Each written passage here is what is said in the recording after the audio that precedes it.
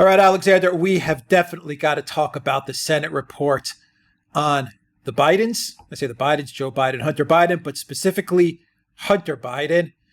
We did a video on this Senate report. Boy, did I get this one wrong. I thought the Senate report was, given everything that I had read, I thought the Senate report was going to be just some flimsy little, short document where they slap Hunter Biden on the wrist, they exonerate Joe Biden, and they just kind of move on towards the election, and then they go to their constituents, the Senate that is. The senators go to their constituents, to their states, they campaign a little and say, look, you see, we did a report, we talked about corruption, blah, blah, blah, we're looking out for you guys and, reelect us.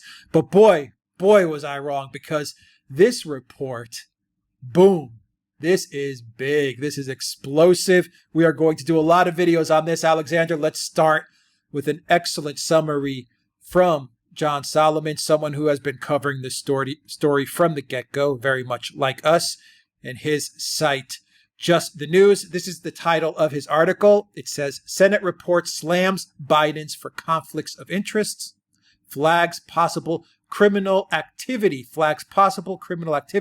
GOP-led investigation cites glaring evidence of Burisma bribe, suspicious money transfers, and sex trafficking.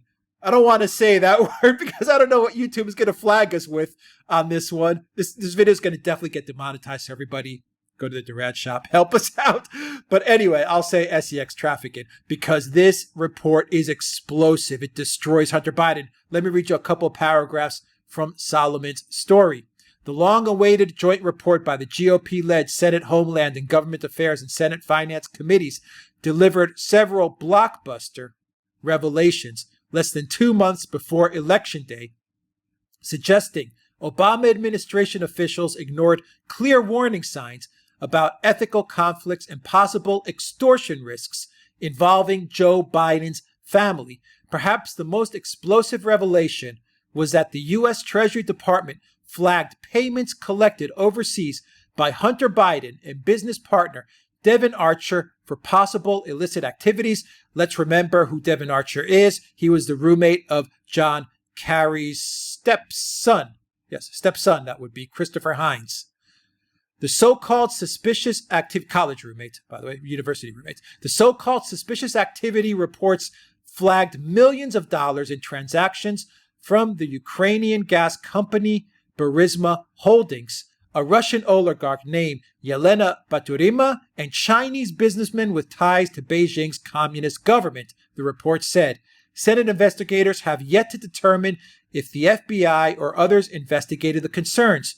Quote, the Treasury records acquired by the chairman show potential criminal activity relating to transactions among and between Hunter Biden, his family, and his associates with Ukrainian, Russian, Kazakh, and Chinese nationals. The 87-page report disclosed, confirming an earlier report in Just the News. Alexander, get into the story. We have a lot to discuss here. Oh, there's a huge amount. And can I just first of all say, yes, I was completely taken by surprise by this report. I too had thought that this would turn out into a damp squib, and we did that video together. But it isn't any sort of damp squib. It's explosive, exactly as you say.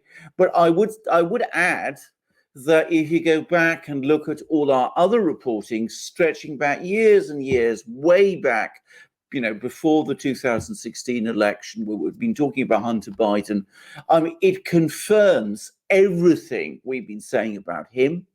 And it also, by the way, completely vindicates a lot of John Solomon's reporting. John Solomon came in for an awful lot of stick, as did Rudy Giuliani, by the way, about when they raised red flags about Hunter Biden.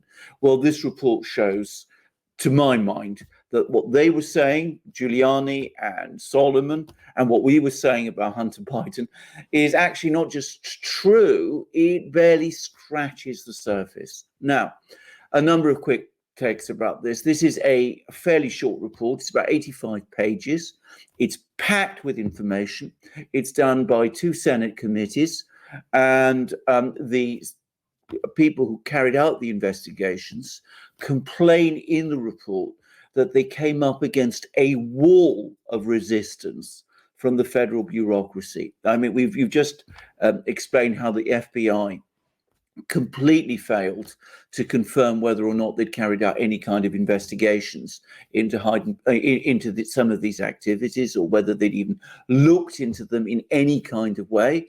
Not just the FBI, the State Department too stonewalled to an extraordinary degree. And the result is that what this report does is that it points very much to the surface of certain events. It can't go to the absolute bottom and say, exactly what happened, because it can only point to the way in which things look incredibly bad, but it requires an awful lot more investigation. That's one thing. The other thing was that when we did the video a short time ago, we were both, I think, a bit worried that the report wouldn't really discuss the dismissal of the Ukrainian Procurator General, Mr. Shokin, at the instigation of Joe Biden at the time when Shokin was trying to investigate Burisma Holdings, this company that Hunter Biden was a director of, and we felt that that pointed to some sort of a cover-up. It's quite clear that this is not a cover-up. The report doesn't really look into that question because it is not focused so much on the things that Joe Biden did. It is looking rather at the activities of Hunter Biden. And my goodness, what comes out? Firstly, let's remind ourselves what this is all about. There was in 2014, as we all know, this change of power in Ukraine, a coup, a new government came to power, very, very pro-US, very anti-Russian. All sorts of people from the US came to Ukraine, set themselves up in various companies and businesses there. Some of them became ministers in the Ukrainian government. All of them made lots of money. Hunter Biden, who was, of course, the son of Joe Biden, who was the vice president of the United States, was one of these people. He came to Ukraine and he became a director of Ukraine's most important gas exploration and extraction company, Burisma Holdings. Now, it's important always to remember that all of this was going on as his father, Joe Biden, the vice president of the United States, was the point man, the Obama administration's point man in Ukraine, the person who was in effect the de facto president of Ukraine. He was chairing cabinet meetings. He was taking decisions about Ukraine's military and foreign policies. He was supposedly championing its anti-corruption policies, and he was making big decisions about its economic policies too. So Joe Biden was this enormously powerful figure in Ukraine. Hunter Biden, his son, is a director of Burisma Holdings. Now, what do we now discover? The report tells us that Burisma Holdings was a totally corrupt company. It also tells us that the owner of Burisma Holdings, a man called Zlochevsky, an oligarch, was regarded by the US and the US embassy in Ukraine as completely and totally corrupt. And indeed, there were comments about him being obnoxious. Those words actually appear in US embassy cables. And we also now discover that various US officials were trying to explain to Joe Biden that his son, being a director of Burisma Holdings, created the appearance of a conflict of interest, and that it was not, in fact, a good thing at all, and that Hunter Biden being on the board of Burisma Holdings, it wasn't just shielding Burisma Holdings from investigation.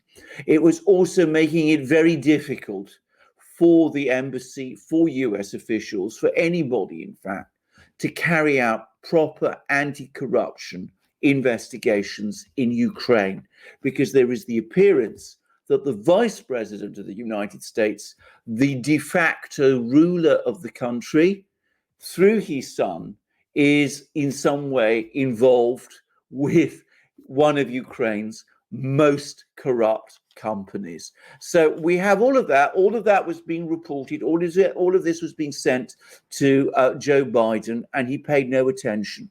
It was also being sent, by the way, to John Kerry at the State Department, and he paid no attention to, and he lied about it, because when there was all the investigations at the time of the impeachment, the Ukraine Gate impeachment, Kerry said that he had known nothing about Hunter Biden being on the board of Burisma Holdings. And in fact, it turns out that he was briefed about it whilst he was Secretary of State. He was even provided with newspaper clippings, Ukrainian and other newspaper clippings from other countries, pointing out what a problem it was. Now, Hunter Biden is a director of Burisma Holdings. He is also the son of the Vice President of the United States. He has Secret Service protection. He's actually protected by US Secret Service bodyguards. And this continues all the way throughout the time when he is a director of Burisma Holdings, which seems extraordinary, but there it is. I mean, I don't understand that. There may be explanations for it, but it does seem very remarkable. Hunter Biden is also director of Burisma Holdings, in charge of issues like transparency and the rest, at the same time that Burisma Holdings is paying a bribe, or rather Zlochevsky, its owner, is paying a bribe to the Ukrainian investigators, a $7 million bribe, to prevent investigations of Burisma Holdings. Now, these Treasury reports that Alex has just been talking about all the huge amounts of money that are being paid to Hunter Biden by Burisma Holdings, we have no idea exactly how much those are. They are huge. They seem to run into many millions of dollars, and a lot of them seem to have come through a Washington law firm and a company called Rosemont Seneca. And it turns out that Hunter Biden is also involved with all sorts of other strange people in other countries, and we will come to that as well. But it gives you an idea, all of this, of how deeply implicated Hunter Biden is, and how compromised Joe Biden was by the things that his son was doing. So that just gives you an overall picture of what was going on specifically in Ukraine. The report doesn't just look at Hunter Biden's activities in Ukraine.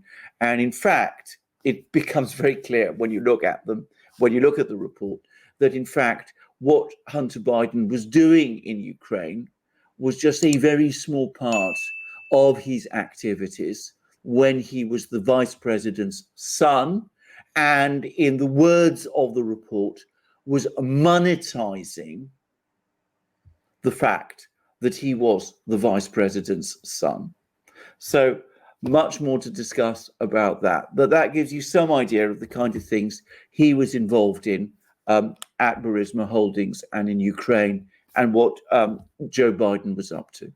All right, let's get into some of the details as best we can with the time that we have. Like I said, this will probably be many parts. This discussion will probably take the form of many parts. Absolutely. And we need to look at some of the other things too, because they are extraordinary, and they're very, very, very remarkable. The yes trafficking is absolutely unbelievable. Yes. I mean, it is unbelievable. There's also the fact that the big money was probably, most definitely, was in Hunter Biden's activity with China. Absolutely. There's this other fact, Alexander, that the Obama administration had concerns about all of this and said nothing. Of course, John Kerry lied. And of course, John Kerry hid all this information, because at the end of the day, I think Devon Archer was just a proxy who was connected to Christopher Hines, who was connected to John Kerry. In other words, what you had,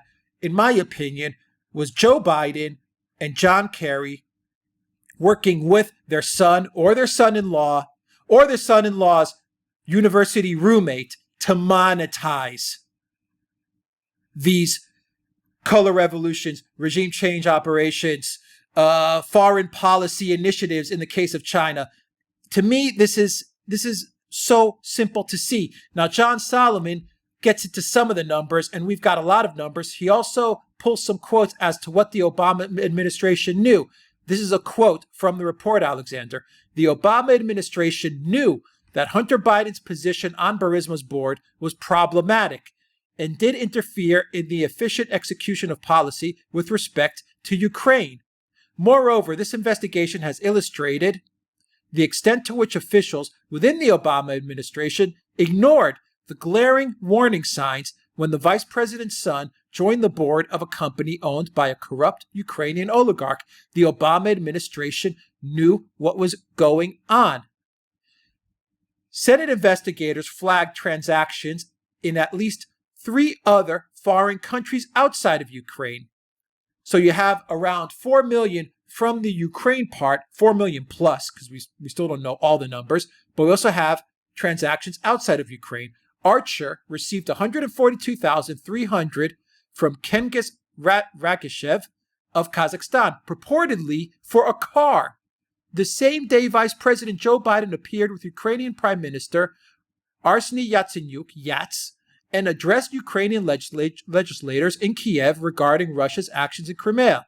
Hunter Biden received a $3.5 million wire transfer from Yelena Baturina, the wife of the former mayor of Moscow and Russia's only female oligarch. How is that for Russian collusion? How is that for Russian collusion? 3.5 million wire transfer. Hunter Biden opened a bank account with Chinese national Gong Wendong to fund a $100,000 global spending spree for the Biden family.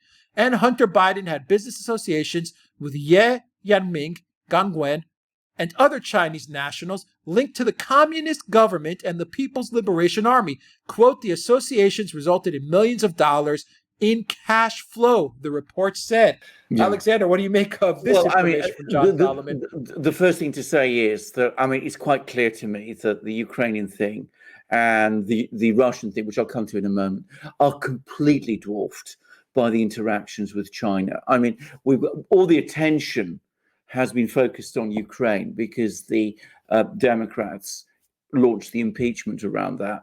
But ultimately, it is the Chinese connection that is the big one. And that's where the tens upon tens of millions of dollars, I suspect, were made. Yelena Baturina was the wife of the former mayor of Moscow, a man called Yuri Lushkov. She is a billionaire oligarch. She is a fugitive from Russian justice. She is living in London, I believe.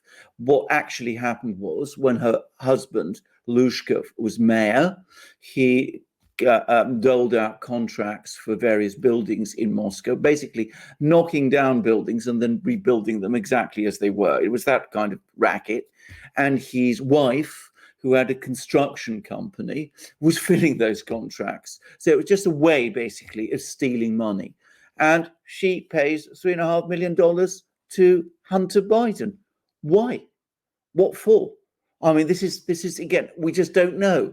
We have these connections with Kazakhstan, very, very mysterious or very strange.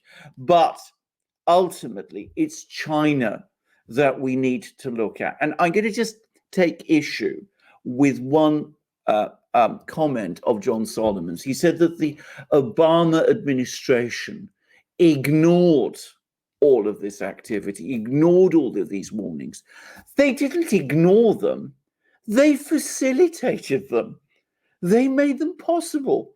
They couldn't have happened without the Obama administration knowingly participating in them and making them happen. Joe Biden let's remember, was a member of the Obama administration, a absolutely senior member. He was, in fact, the vice president. John Kerry was the Secretary of State. They are not ignoring what's going on. They know exactly what is going on. Other people knew exactly what was going on. Victoria Nuland, who was the Assistant Secretary of State at the State Department in charge of European affairs and who had taken a very big role in Ukraine, she knew what was going on. They knew all that was going on. They didn't just look the other way. They made it possible for all this to happen. And the same applies, by the way, to an even greater extent when it comes to China. When Hunter Biden travels to China, he travels in Air Force Two, the vice president's plane, with a US Secret Service detail protecting him. So, he comes across to the Chinese as somebody who is in some way connected to the government of the United States. So, we're not ignoring anything. We are participating in it. And the other thing that this is related specifically to Ukraine now, we have all these very strange and mysterious individuals who appear to have been go-betweens. And there is one particular person who is mentioned quite a lot in this report. I never heard of him. I think his name is Andrei Talushenko or something of this kind. Anyway, he, it turns out, is coming backwards and forwards from Ukraine. He's an official of the Ukrainian government. Not quite clear what he does. And the Democrats have tried to make out falsely that he has some connection to Russia. But he's clearly a Ukrainian government official. And he comes and he visits the White House, meets with Joe Biden's people, meets, amongst others, the person we are only allowed to refer to as the whistleblower. Remember him? He's the person who started supposedly Ukraine Gate. He meets him. We don't quite know what he's doing or what he's up to, but we do know one thing about him, and that is that he is an advisor. This man Talushenko is an advisor of Blue Star. Blue Star is a Democratic Party aligned lobbyist company in Washington, which is lobbying for whom? For Burisma Holdings. So you see these connections. Were we told that the whistleblower had been in contact with this man Talushenko when Ukraine Gate started? Was the whistleblower called to give evidence to Congress? Did Adam Schiff make it possible for the Republicans to question this person? Of course not. We're not even allowed to mention his name. So, lots of things to ask and think about. I'm just going to add one other quick further thing, which is, of course, there is a man in prison in the United States called Paul Manafort, who is in prison because he received money from Ukraine. I mean, he was paid money for Ukraine, which he didn't declare, and all sorts of things like that. And he was subjected by Robert Mueller to all kinds of inquisitions and examinations, and he's in prison for those things. And I have no doubt, by the way, that he's guilty. Doesn't it sound a little bit like some of the things that are being described in this report about Hunter Biden as well? Why this interest in Paul Manafort and this complete lack of interest in Hunter Biden? Just asking. We know the answer to that, Alexander. Let's get into the S trafficking part, and then we'll wind down this segment, and then we'll kind of transition to a second part of this video, kind of like that, because there's just so much to go on to. We could probably talk about this for 2-3 hours, but this is what this is what Solomon says here about the S trafficking.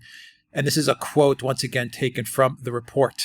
There is extensive public reporting concerning Hunter Biden's alleged involvement with prostitution services. Records on file with the committees do not directly confirm or refute these individual reports, investigators wrote. However, they do confirm that Hunter Biden sent thousands of dollars to individuals who have either, 1, been involved in transactions consistent with possible human trafficking. 2, an association with the adult entertainment industry.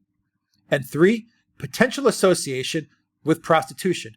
Some recipients of those funds are Ukrainian and Russian citizens. The records note that it is a documented fact that Hunter Biden has sent funds to non-resident alien women in the United States who are citizens of Russia and Ukraine, and who have subsequently wired funds they have received from Hunter Biden to individuals located in Russia and Ukraine.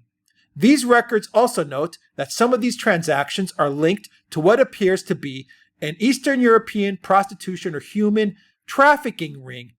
The footnote added, "This is bad. This is BAD bad." Alexander. Yes, and it's important to stress, by the way, what John Solomon is doing is he's quoting a footnote in the report itself. Those words actually come from the footnote in the report. You can find it, I think it's on page either 64 or 65. It's there. You can read it in all its stark detail. Bad, I think, is not a sufficiently strong word for it. I mean, it's astonishing. It's quite incredible. And again, we have all of these stories about Donald Trump, none of which has been proved, and all kinds of allegations about Donald Trump and women and all of this, which have been exhaustively and obsessively investigated. And here we have a footnote. Documented facts, trafficking, wire transfers to Russia and Ukraine by women who Hunter Biden has paid money to. Why no one interested in that up to now? Why is nobody asking questions about this? I mean, this isn't just bad, it's awful. It is beyond awful. And bear in mind that we've had indications about Joe Biden. I don't want to go into too much detail, but everybody knows what I'm talking about, I think. Indications about Joe Biden and his involvement with his interest in young women also. Yeah, it's really bad. Alexander, let's wrap this up, and then let's do another segment, and let's talk about how the Democrats and the Democrat machine is responding. And let's also talk a little bit more about the S trafficking, and also talk a little bit about Newland and Soros and Ukraine as well, because I think there's a lot of dots to connect. All right, guys, go to the Duran shop, pick up some merchandise, help us out, PayPal, Patreon, Subscribe Star. Click on that subscribe button as well. Alexander has some mugs. I have some mugs. Alexander, I have a hat here, and I've got another hat there. You can see. So lots of hats and shirts and amazing things. You can find them all in our shop, and more things are coming, by the way. Yes, absolutely. All right, let's wrap it up there. Thank you, everybody. Take care.